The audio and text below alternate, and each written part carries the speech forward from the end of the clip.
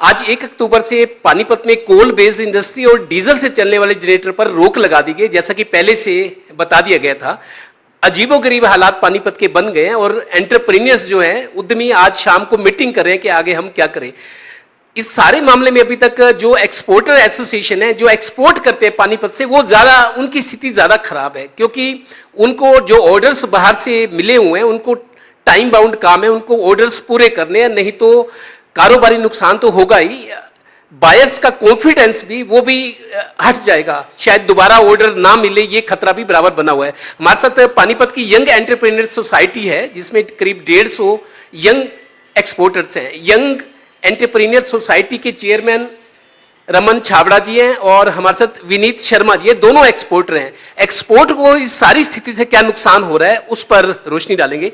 आप ये बताओ, अभी आप जिक्र कर रहे थे कि हमारा व्यापार जो एक्सपोर्टर का पानीपत का अमेरिका से और यूरोपियन कंट्री से, बहुत मजे में थे हम लोग, लेकिन अचानक ये जो क्राइसिस बढ़ गया है, हमें समझ नहीं आ रही करे क्या। देखिए, पानीपत से लगभग 18 से 20 हज़ार करोड़ का बिजनेस होता है, जिसका 50% जो व्यापार है हमारा, वो अमेरिका के साथ है।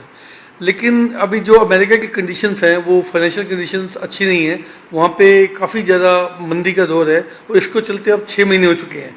और हालात यहाँ पे वहाँ पे ये हैं कि जो लोग यहाँ पे ऑर्डर बने पड़े थे, कस्टमर्स ने उनको भी या होल्ड पे डाल दिया और कुछ कैंसिल भी कर दिए हैं।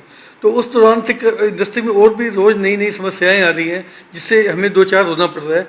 तो उसके लिए हम ये चाह रहे थे कि हम सरकार हमें हमारी मदद करे, ताकि हम व्यापार को सबूत तरीके से कर पाएँ। अभी जो हालात बन गए, जो ऑर्डर्स आपके एक्सपोर्टर के पास हैं, आपको कंप्लाइंस करना है उनका, अगर नहीं हुए तो एक तो साख तो खराब होती है, व्यापारिक नुकसान भी होगा। शायद सरकार को इस चीज का अंदाजा नहीं है, पानीपत की इंडस्ट्री के साथ ये जो समस्या चल रही है। ऐसा है, पानीपत की जो इंडस्ट्री है, इसमें जो एक्सपोर्ट है, उसमें सारे अपने अपने उसके कंपोनेंट हैं। डाइंग भी उसका एक भाग है, डाइंग भी उसका कंपोनेंट है।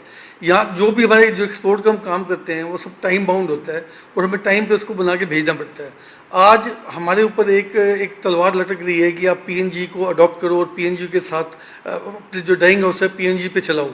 उसके चलते हमें कॉस्ट काफ़ी महंगी पड़ रही है और उसके साथ साथ वो क्वालिटी का लेवल भी नहीं बन पाता जो हम यान की डाइंग का चाहते हैं, स्पेशली प्लिस्टर में, उसमें भी दिक्कत है। अगर आज हम एक मंदी की मार्केट में पहले खड़े हैं और उसके ऊपर हमें साथ में हमें कोई चीज़ महंगी भी मिलनी लगे, तो हम उसको इंटरनेशनल मार्केट में कैसे जाके बेचेंगे? ये एक समस्या का कारण है। मेरे को पता लगा पानीपत में 40 लोगों ने, इंडस्ट्रीज ने अप्लाई किया था गैस कनेक्शन, जो सरकार चाहती है कि कोयले से हटो, कोयले से इंडस्ट्री नहीं चलेगी, डीजल मत जलाओ आप। तो 40 लोगों ने गैस सप्लाई कनेक्शन के लिए अप्लाई किया हुआ है, लेकिन 20 को ही मिला। और आज तो एक ऐसे बंदे हमारे को मिले, टोटल टीवी ने उन लोगों को खोजा आज। एक बंदा कहता है जी मैंने 2 साल पहले गैस कनेक्शन के लिए अप्लाई किया था, 10 लाख रुपए डिपॉजिट करवाया हुआ है, 10 मेल भेज चुका हूं, आज तक कनेक्शन नहीं मिला। ऐसी स्थिति में सरकार चाहती है इंडस्ट्री गैस बेस्ड हो, गैस से चले, गैस की अवेलेबिलिटी नहीं है। ये हाल है, 2-2 साल से लोग इंतजार कर रहे हैं। देखिए, हम एज ए इंडस्ट्रीज हम ये भी चाहते हैं कि पानीपत का जो वातावरण है, जो पोल्यूशन रहित हो, उसके लिए हम इंडस्ट्रीज को सपोर्ट करती है। लेकिन उस सब के लिए एक तो टाइम फ्रेम दिया जाना चाहिए, और दूसरी बात, अगर हम इसको कन्वर्ट करने पे भी जाएंगे तो आज 3 टन के बॉयलर के लिए 50 लाख रुपए का एक्सपेंस है।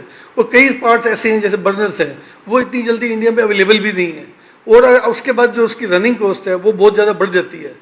तो इस सब के चलते इन सब के लिए हमें समय चाहिए और हम सरकार के साथ हैं। लेकिन जो हमारी इंडस्ट्री की समस्या है, आज मंदी का दौर है, इस दौरान हमें समय मिलना चाहिए, और उसके साथ साथ जो पीएनजी के जो प्राइजेज हैं, वो भी एक वाजिब दाम मिलना चाहिए, ताकि हम उसको एक अच्छे रेट पर माल बना के बेच सकें। शर्मा जी, जो हालात मौजूदा बने हुए हैं, आप भी एक्सपोर्टर हैं, फौरी तौर पे क्या सरकार से उम्मीद करते हो कि ये सरकार हमारी इस टाइम मदद कर दे, क्योंकि हम मुसीबत में हैं?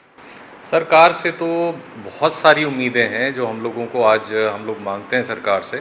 सबसे पहले तो जो समस्या आज दिख रही है हमें, कि हमारे डाई हाउसेज ही बंद हो जाएंगे। अगर डाई हाउस बंद हो गए तो जो थोड़ा बहुत काम आज हम लोगों के पास है वो भी इफ़ेक्ट होगा। और अगर वो इफ़ेक्ट होता है तो आप खुद सोच सकते हैं कि पहले ही बिज़नेस हमारा शायद 50 या 25% है कंपेयर टू जो आज से 6 महीने 8 महीने पहले हुआ करता था, तो उसके ऊपर भी बहुत बहुत असर आएगा। तो सरकार से हम लोग कम से कम सबसे पहले ये उम्मीद चाह रहे हैं कि इस बैन को थोड़ा सा और आगे कर दें, अभी इमीडिएटली ना लगाएं, थोड़ा सा टाइम दें। जब साधन हैं हो जाए सरकार के पास कि सबको पीएनजी दे सकें, तब लागू कर दें। हम लोग करने को तैयार हैं। आपको एक्सपोर्ट के ऑर्डर पूरे करने हैं, इमीडिएट आपको लगता है अगर हालात ऐसे रहे तो एम्प्लॉयमेंट पे भी असर पड़ेगा, रोजगार लाखों की तादाद में लोग यहाँ काम कर रहे हैं, एक बड़ा क्राइसिस हो जाएगा रोजगार का भी अगर इंडस्ट्री बंद होगी तो?